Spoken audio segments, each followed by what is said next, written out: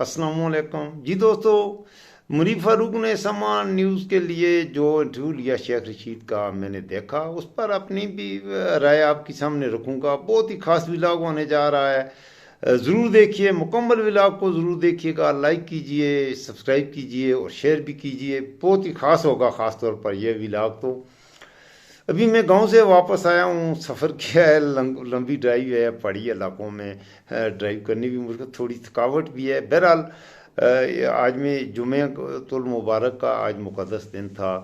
امید ہے جمعۃ المبارک کے اس مقدس دن کو آپ نے اپنے فلسطینی بھائیوں کو ضرور اپنی دعاؤں میں یاد رکھا ہوگا۔ میں نے بھی فلسطینی بھائیوں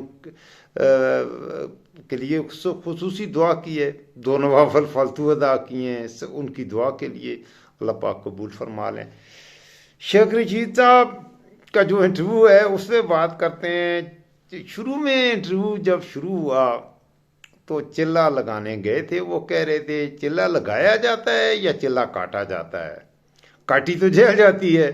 تو شیخ رشید صاحب چلہ کاٹ رہے تھے، انہوں نے ایک تو یہ کہا کہ چلہ کاٹا، 40 روز میں نے چلہ کاٹا۔ تو تبلیغی جماعت میں چلہ لگایا جاتا ہے، کاٹا نہیں جاتا۔ اور باقی وہ شعر ہے کہ یہ اڑی اڑی سی رنگت، یہ تھکی تھکی سی چالیں، تیری شام کہہ رہی ہے تیری صبح کا فسانہ، یا تیری صبح کہہ رہی ہے تیری شام کا فسانہ۔ اینی وے میں تنقیدی طور پہ ذرا آپ کو مسکراہٹ بھی دینی ہے۔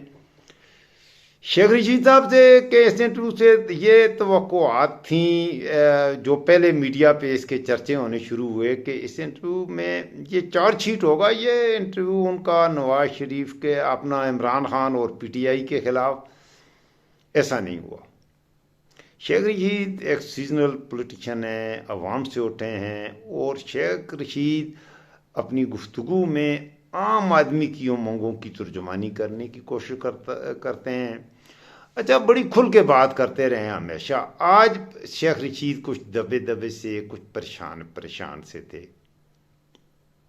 آپ دیکھ لیجئے انٹرویو کے شروع میں وہ اپنی بائیں طرف بار بار دیکھ رہے تھے، اور بائیں طرف دیکھنے کے بعد ان کے چہرے کے تاثرات بدل رہے تھے۔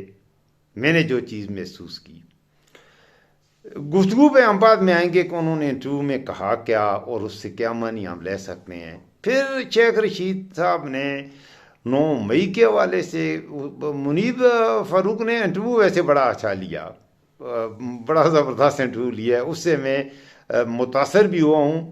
اس نے بہرحال جو انٹرویو کامران شاہد نے لیا تھا عثمان ڈار کا، یا جو کانفرنس فرح حبیب نے کی تھی، بہرحال وہ کامران شاہد والے انٹرویو سے بہت منیب فاروق نے ایک اچھا انٹرویو لیا۔ ٹیوننگ کرتے رہے درمیان میں، اور وہ اپنے ٹریک پہ ظاہر کرتے ہیں، لیکن شیخ رشید نے بھی انتہائی تحمل کے ساتھ ادھر ادھر کر کے بہرحال شیخ رشید نے اپنی جان بچا لی۔ ہم تو یہ توقع کر رہے تھے، جیسا کہ میں نے شروع میں عرض کیا، کہ یہ چارج شیٹ ہونے جا رہا ہے، یہ انٹرویو عمران خان کے خلاف بڑی باتیں ہوں گی، 9 مئی کے سارے الزام شاید شیخ رشید عمران خان کے کندھوں پہ ڈالیں گے، لیکن شیخ رشید نے ایسا کچھ نہیں، بلکہ یوں بھی کہہ سکتے ہیں کہ اس نے اپنے محسوسات، اس نے سچ کہنے کی کوشش کی۔ ایک جگہ پہ وہ تھوڑے رونے کے موڈ میں بھی آ گئے، کافی دکھی بھی ہوئے۔ انہوں نے کہا میں نے کافی ساری عبادت کی ان دنوں میں۔ تو چلہ تبلیغی جماعت میں جو لگایا جاتا ہے، وہ تو جماعت کے ساتھ شیخ رشید صاحب سفر کیا جاتا ہے، عبادات کی جاتی ہیں، لوگوں کو بھی دعوت دی جاتی ہے۔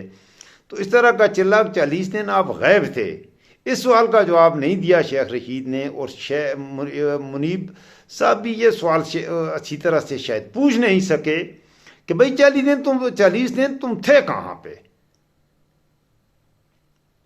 کیونکہ اور بھی بہت سے لوگ ہیں جو غائب ہیں، تو ہمیں ان کا بھی کچھ آئیڈیا ہوتا کہ وہ کہاں تھے۔ ابھی تک عمران ریاض کا بھی پتہ نہیں لگا کہ وہ 3 ماہ سے بھی زیادہ، تقریباً وہ تو 4-5 مہینے وہ کہاں تھے۔ اب کہتے ہیں ان کی زبان کاٹ دی گئی، 100 طرح کی بات اس سے ہو نہیں رہی، اسے میڈیسنز دی گئیں، انجیکشن دیے گئے، پتہ نہیں ہے کوئی نشاور چیزیں ایسی دی گئیں کہ اس کی دماغی توازن ہی دوبارہ اپنی جگہ پہ نہیں آ رہا۔ انٹرویو کے دوران شیخ رشید جب مسکراتے تھے تو یہ بھی میں نے محسوس کیا ہے، وہ سوفسٹیکیٹڈ اسمائل آپ کہہ لیں، یا آپ انگریزی میں یا اردو میں آپ یہ کہیں گے کہ وہ بناوٹی ہنسی تھی، اسے بناوٹی ہنسی آپ کہہ سکتے ہیں یا بناوٹی مسکراہٹ کہہ سکتے ہیں۔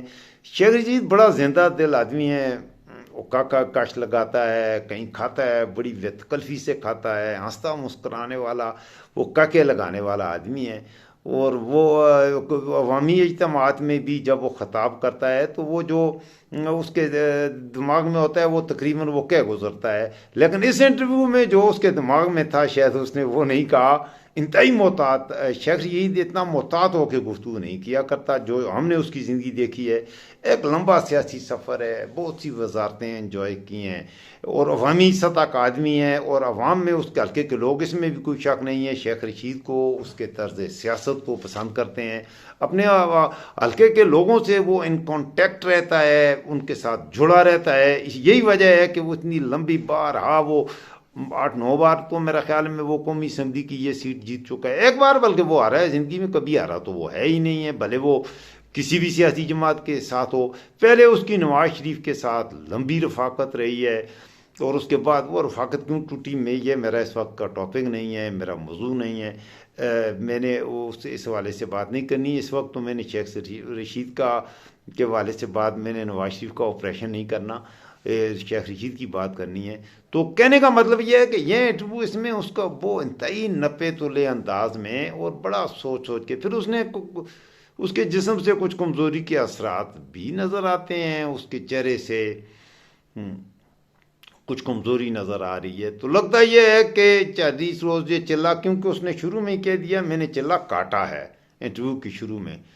تو چلا کاٹنے کا مطلب آپ خود سمجھ لیجئے، جیلیں کاٹی جاتی ہیں، سزائیں کاٹی جاتی ہیں، چلے کاٹے نہیں جگاتے، چلے اللہ کی عبادت میں لگائے جاتے ہیں۔ کہا قرآن کی میں نے تلاوت کی ہے کثرت کے ساتھ، یہ وہ، تو اس حوالے سے میں تھوڑا وہ کہوں گا کہ مجھے نہیں لگا کہ پاکستان کا کوئی سیاسی لیڈر قرآن سے اس قدر محبت رکھتا ہوگا، کیونکہ اگر قرآن سے محبت رکھنے والے ہمارے لیڈر ہوتے، نبی کریم صلی اللہ علیہ وسلم کی سیرت سے محبت رکھنے والے ہوتے، پاکستان یہاں کبھی نہ پہنچتا۔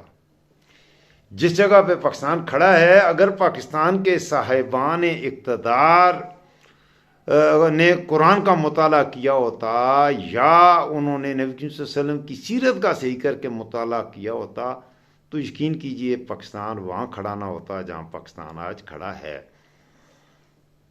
بہرحال اللہ قبول کرنے والا ہے۔ شیخ رشید نے کہا کہ انہوں نے تہجد بھی ادا کی، خانہ کعبہ کی چھت پر نماز کا تذکرہ کیا، تو یہ ان کے ذاتی افعال ہیں۔